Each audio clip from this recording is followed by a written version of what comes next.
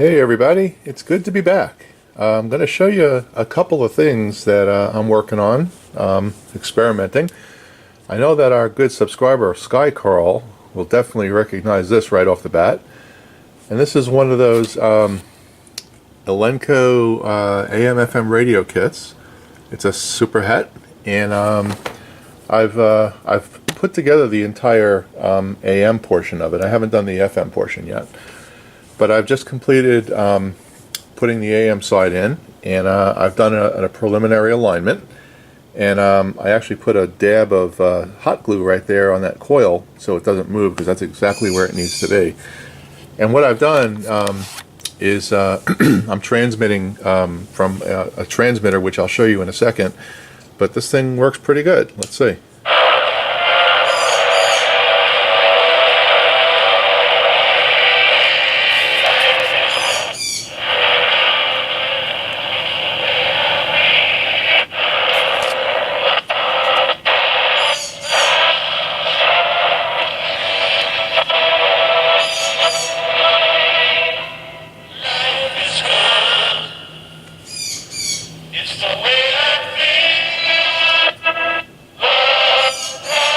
See?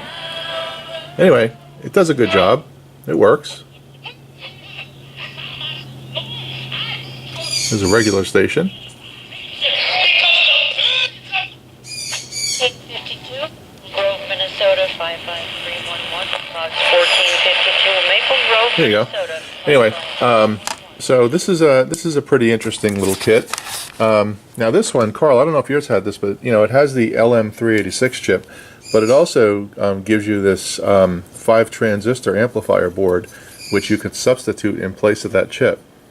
And I imagine it gets better sound. I haven't done it yet. But this would actually sit here like that and would take the place of this chip. So pretty interesting. I'll work on the FM side and, you know, learn from that. But the thing that's good about this part is as you're working on it, they give you test measurements to show you what it's supposed to do. So that really has helped me a little bit understand more about AM radios. Let me show you the transmitter that I got as well, and we'll take it from there. Be right back. So it's funny, Carl just put up a, Sky Carl again, put up a video about building a regulated power supply. This is one of those $9 Hong Kong AM transmitter kits. I think it's 50 milliwatts or megawatts. Not very powerful. But it does a good job. Actually, the song that I was playing through this radio was being transmitted here from my computer. It's pretty simple. You got a trim knob, you got an output for your speaker, power is 12 volts, and your antenna output. Pretty simple to put together, nothing special, really easy. But this will be something I can use when I'm testing. You hear that damn bird? Anybody want one? Anyway, I'll be back in a minute. Okay, so anyway, when you have this thing connected, I'm just putting basically alligator clips here, making a simple antenna. But I also have one of these, which I can use as well. It's a BNC aerial, which I can just put up here and use that. So that'll work out well. I'm going to make a nice little case out of this with my 3D printer, and we'll have that as an AM transmitter. So let me show you something else. So that does it for this part of it. This will be part of my project pile. When I get around to it, we'll do the FM side. Be right back. Here's another little project that I've finished working on. It's a PV Classic 30 amp. Some of you that watch Terry from D-Lab probably have seen this one. This one is odd that it has a U-shaped circuit board. So there's a board here, there's a board here, and there's a board across, and they've got them all connected. And I'll show you what that looks like on the computer in a second. Makes it really a pain in the ass to work on, and I had to replace all of the electrolytics. Got this amp extremely inexpensive on eBay, and I've got it all working now. Everything's been replaced, it's been biased, matching tubes. These are EL84s in here, and 12AX7s, and it's a nice little amp. It's about 30 watts, and it's got a nice blue marble speaker in there. I was playing bass on this thing yesterday for about an hour. It sounds really, really nice. Let me flip it around, I'll show you the front, and then I'll show you what that circuit board looks like. And here's the front. As you can see, it's a standard amp, nothing special about it. Let's take a look at what that board looks like so I can show you. All right, so here's the website that actually shows you how to do it, and you'll see what I'm talking about here. Here's the U-shaped board, right? And it's a little more detail here, but you'll see that they've got these boards connected with pieces of wire that are very fragile. And these, by the way, these capacitors are all glued in, hot glue, which made it a real pain in the ass, but you could see that's what it looks like. And getting that board out is no easy feat. You have to take that U-shaped board and squeeze it together to get it out once you take all the knobs off. And then from there, I mean, connection-wise, it's pretty easy. Everything is connected, in that one spot, which it makes it really hard. And here's a good view of that board right here. This is one side here, the bottom, and then the other side. And that's what the board looks like out of the amplifier. Okay. So what I had to do is I used a trick that that Terry told me about, or told us about on his video. In order to get these caps out, they're all glued in, hot glue.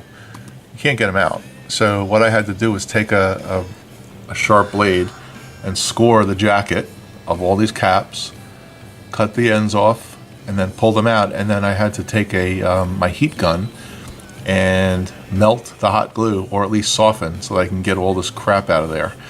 And here's a good picture of what it looks like, or that's definitely what mine looked like with all that glue in there.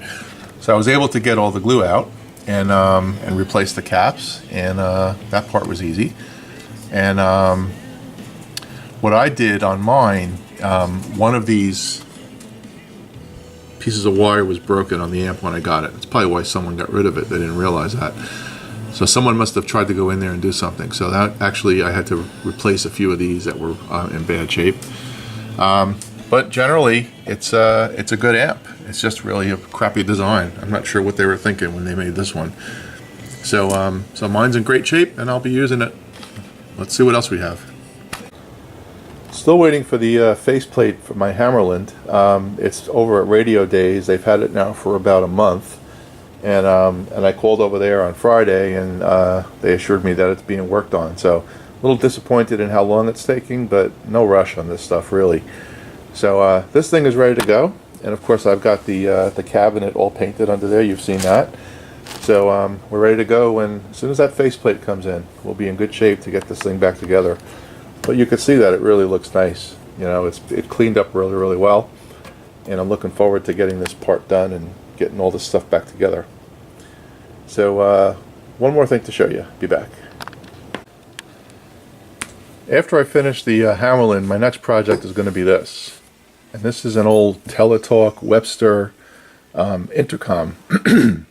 And what I'm going to do is I'm going to turn this into a little guitar amp. It does have a speaker inside. And I'm going to turn this into a little guitar amp. Nice wooden case, got a handle. Let's flip it around and show you what's in there. Pretty basic setup. This will probably be like a Fender Champ.